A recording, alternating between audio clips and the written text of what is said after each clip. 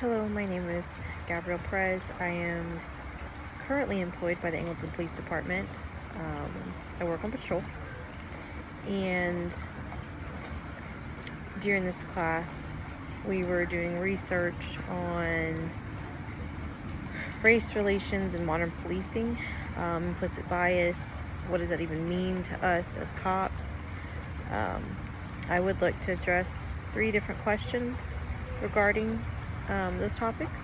The first one being, what influence does race relations have on modern policing? So recently in the news, in the past few years, there's been several headlines about police officers, male and female, regarding black individuals, and the media did not portray the police in a very good light, and some of the mistakes, there were mistakes made by the officers and how they treated these different individuals. A big case was George Floyd. It had national headlines. There were major repercussions for police.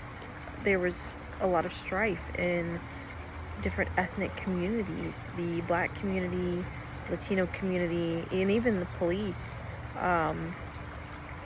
community as a whole was really impacted.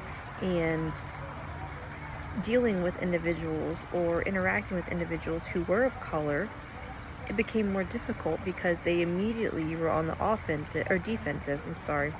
They were immediately on the defensive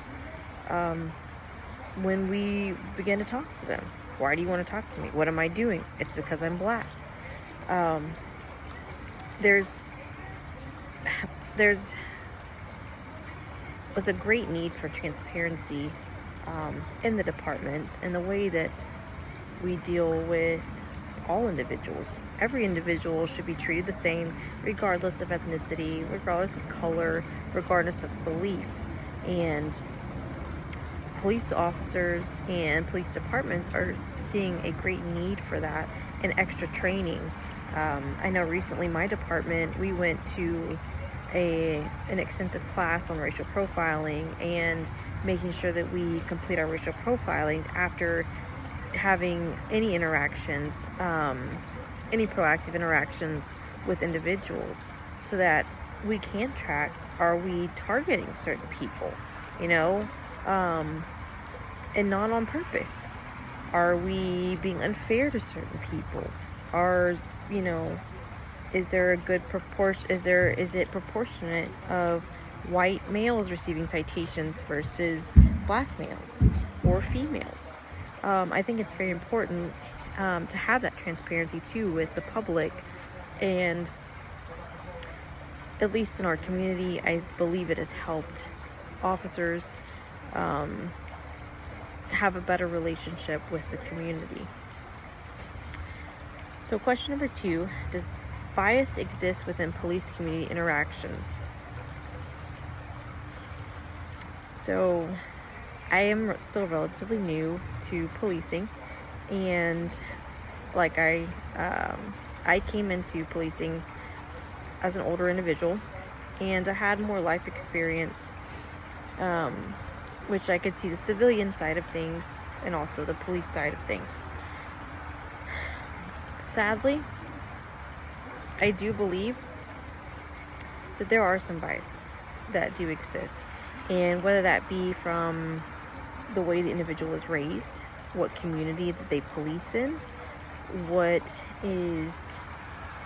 important to the police organization, what is command, how does command look at people, how do they react to people, do they think people's problems are important?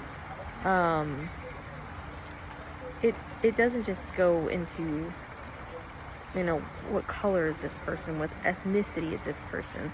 I think it's much more involved in that. There can be so many biases versus religion. Look at Christianity and Catholics. That has nothing to do with race, but it has caused people a lot of issues. So I do definitely think that there are some biases And sadly, I think it's easy to fall into those biases. You see let's say a Hispanic male walking with a backpack and a hoodie down a alleyway at night, and what do you think about? You immediately, you know, what is this guy doing here? Why does he have a backpack on? So it definitely, I don't know if that's bias. I do think it comes into your training. You've interacted with a lot of people like that. Unfortunately, it's seen, it has been, at least in my experience, that usually younger Hispanic males, younger black males are the ones who end up getting arrested for crimes. We arrest white males as well, but usually, unfortunately, I don't know, I'm not sure where that disparity lies in it, upbringing. I'm not entirely sure, but it can definitely lead to having a bias, seeing a male and like, oh, he's up to no good. And I think we really have to watch ourselves and make it about actual policing and suspicion and reasonable suspicion and then probable cause, and not just, oh, that's a black male, he must be up to no good. So question number 3 was identify potential strategies you like or would like to see implemented in your community to reduce potential bias related to police community interactions. So I think a great way to help reduce that is transparency. Community policing, I think, is a big deal, as long as it does have procedural justice, which gives voice to community transparency, where when a decision is made about an offense, like let's say an arrest decision, if the officer is transparent and they build a rapport with that community, then the decision is seen as fair, even though the outcome may not have been what that individual wanted, but they're able to handle it and understand it in a much better manner.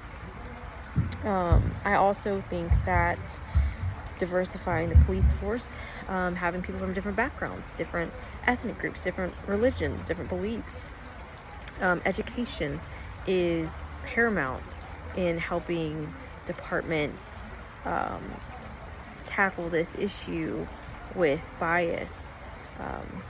But I believe more education, more training, different perspectives, getting people used to seeing different, because different can be scary. We don't know how to handle different sometimes. So exposure to new things, exposure to new technology, exposure to new techniques, and a lot of times cops are not on board with that.